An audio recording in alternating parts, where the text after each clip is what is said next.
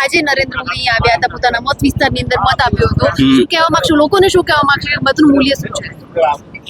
જેમણે વોટ આપ્યા છે એ લોકોનો ધન્યવાદ.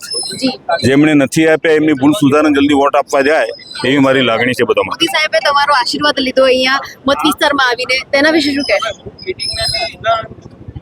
એના માટે શું કહું?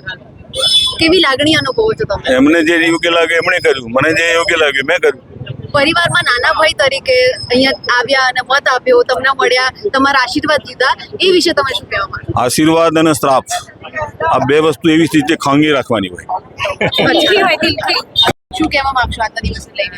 સૌનો સાથ સૌનો વિકાસ એ જ એક મંત્ર ઉપર આજ મોદીજીનો વહીવટ ચાલે છે. કેટલી ઉંમર થઈ તમારી કાકા? મારી 71 વર્ષ. હું છેલ્લા 50 વર્ષથી વોટિંગ કરું છું અને કાયમ માટે જ્યારે મોદીજી અહીંયા આવતા હોય, છેલ્લા 20 વર્ષથી અહીંયા લગભગ આવે છે વોટિંગ કરવા, ત્યારે હું અવશ્ય સવારના પોરથી 7:30 વાગ્યાથી આજે કદાચ વહેલો ટાઈમ હતો એટલે થોડુંક મોડો થઈ ગયો, એટલે તો હું એમને એમ ભરપૂર પ્રશંસક છું અને તે એમના માટે હું એક ઝલક જોવા માટે બી અહીંયા આવું છું. લોકોને મત આપવા માટે શું કહેવા માંગશો?